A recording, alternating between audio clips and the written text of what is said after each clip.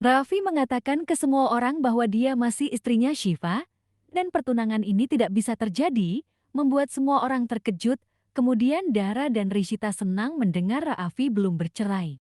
Kemudian Raffi melempar cincin pertunangan Syifa ke dalam sumur, membuat ibu mertuanya mengatakan, Gautam dia melempar cincin itu ke dalam sumur, lalu Raffi kembali. Dara mengatakan salam Tuan Somnat, Anda membantu orang bodoh ini tidak terpisah. Terima kasih, Rishita mengatakan, ipar perempuan Tuan Somnat mendengar doa kami. Dara mengatakan semua ini berkatnya. Dev mengatakan kami bersyukur, Syifa dan Raffi tidak akan bercerai. Gautam mengatakan, ya tapi keduanya tidak meninggalkan batu yang terlewat. Mertuanya mengatakan, saya harus melemparkan sepatu ke semua orang. Anda semua telah membuat lelucon di pernikahan kami. Ini bukan rumah sewaan. Bahkan dia akan tinggal di sini selama 6 bulan sejak pengadilan telah memerintahnya. Disha mengatakan, apakah itu berarti Anda keduanya belum bercerai? Syifa mengatakan saat kami pergi ke pengadilan, hakim di sana. Kemudian Syifa menceritakan ke semua orang bahwa Raffi mengatakan, ibu dia telah berbicara secara masuk akal untuk pertama kalinya. Saya setuju dengannya dan letakkan cap di atasnya. Saya akan bebas juga. Kemudian hakim itu menandatangani surat itu. Setelah hakim itu menandatangani, Raffi syok dan jatuh, membuat Syifa terkejut dan mengatakan Raffi Bagun, apakah kamu baik-baik saja? Sadarkan diri Anda. Anda terjatuh? Apakah ini kursi? Membuat hakim itu geleng-geleng kepala.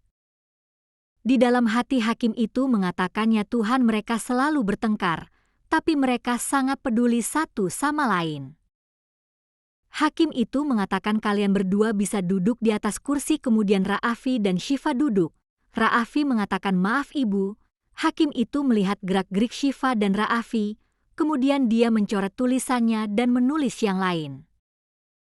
Hakim itu mengatakan Anda tidak bisa bercerai sekarang, aku tidak tahan denganmu dalam keputusan bodoh Anda. Anda berkelahi seperti anak-anak, Anda datang ke sini berkelahi dan berpikir Anda akan bercerai. Izinkan saya menghapus penceraian Anda. Pernikahan bukanlah permainan anak-anak, saya merasa Anda berdua harus tinggal bersama selama 6 bulan ke depan. Maka kami akan memutuskan apakah kamu harus bercerai atau tidak karena saya bisa melihat cinta Anda memiliki satu sama lain. Raffi mengatakan ibu, hakim mengatakan diam, pergi sekarang, dan cari cinta Anda satu sama lain, penceraian tidak diberikan. Setelah Syifa menceritakan itu kepada semua orang, Disha mengatakan, itu artinya Anda harus tinggal dalam pernikahan ini selama 6 bulan, lalu apa yang terjadi setelah itu? Dara mengatakan tidak akan ada tempat untuk penceraian setelah 6 bulan, karena Syifa dan Raffi akan bersama seumur hidup. Disha mengatakan Syifa, bukankah Anda pernah meninggalkan Raffi? Ibu Disha mengatakan, apakah Anda begitu? Dara, Rishita dan Chris itu tidak akan membiarkan mereka bercerai saya tahu. Darah itu datang menemui saya dia mengatakan bahwa Syifa pemarah sama seperti ibunya. Disha mengatakan Darah apakah itu benar? Apakah Anda memberitahu ibu tentang semua ini? Darah mengatakan aku tidak akan berbohong padamu lagi. Akulah yang berbohong untuk orang tuamu karena saya tidak ingin Syifa dan Raffi berpisah. Ibu mertuanya mengatakan maukah Anda berkeliling kota untuk saya? Apakah saya mengalami masalah kemarahan? Biarkan semua orang pergi dan saya akan memberitahu Anda apa kemarahan itu. Dara mengatakan maaf, tapi saya tidak punya niat untuk memfitnah kamu. Saya hanya mencoba menyelamatkan hubungan Syifa dan Raffi. Mertuanya mengatakan bahkan jika Anda harus mencemarkan nama saya. Dara, Anda berhak mendapatkan medali untuk itu. Dara mengatakan apalagi yang bisa saya lakukan.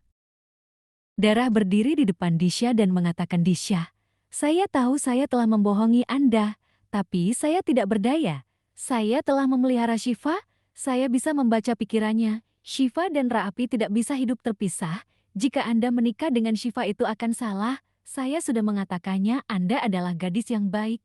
Dengan berkat dari Tuhan, Anda akan menemukan pria yang baik juga, tapi tolong jangan mengambil Syifa jauh dari Ra'afi. Disha mengatakan, "Tidakkah kamu berpikir kamu telah membohongi saya? Bukankah bagiku kamu tidak adil? Bukan hanya kamu. Kalian semua di sini telah bermain dengan emosi saya. Aku tidak akan melupakan kalian semua untuk itu. Saya tidak pernah melakukan hubungan antara Ra'afi dan Syifa. Saya datang hanya saat Anda telah mengusulkan pernikahan." Disha mengatakan, "Syifa, Anda meluangkan waktu. Jika Anda membutuhkan 6 bulan, saya siap menunggu Anda. Katakan saja bahwa Anda tidak menerima hubungan Anda dengan Ra'afi." Rishita mengatakan, "Disha, apakah kamu gila? Apakah kamu tidak mengerti?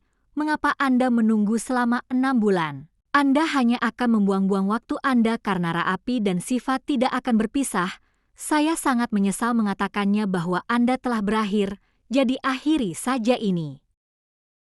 Disha mengatakan, "Mungkin itu untukmu tapi tidak untukku.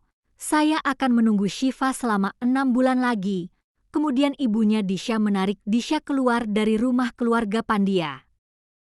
Semua orang pergi memeluk Syifa dan Ra'afi, semuanya bahagia, tidak dengan ibu mertuanya.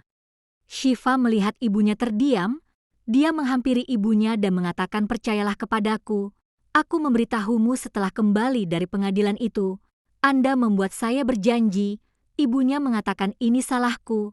Kesalahan saya bahwa Anda sudah bercerai." Dia melemparkan cincin itu ke dalam sumur dan itu juga salahku. Syifa mengatakan, "Tidak, Ibu." Ibunya mengatakan, "Lalu itu apa? Saya membutuhkan cincin itu kembali sekarang dari sumur." Cincin yang dia lemparkan dengan penuh emosi. "Saya membutuhkan cincin itu kembali sekarang." Prakula mengatakan, "Bagus karena Ra'afi melemparkan cincin itu. Saya berharap wanita tua ini melompat untuk mendapatkan cincin itu." Gautam mengatakan kepada ibunya, "Itu pasti di sana gelap sekarang. Kami akan mencarinya di pagi hari." Ibunya mengatakan, "Pakai obor." Syifa mengatakan, "Tapi di sumur."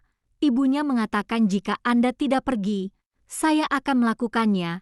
Kemudian Syifa berdiri pergi ke sumur lalu dia melompat ke dalam sumur, membuat semua orang terkejut dan panik. Saksikan di part selanjutnya. Jangan lupa like, komen dan subscribe agar kalian tidak ketinggalan.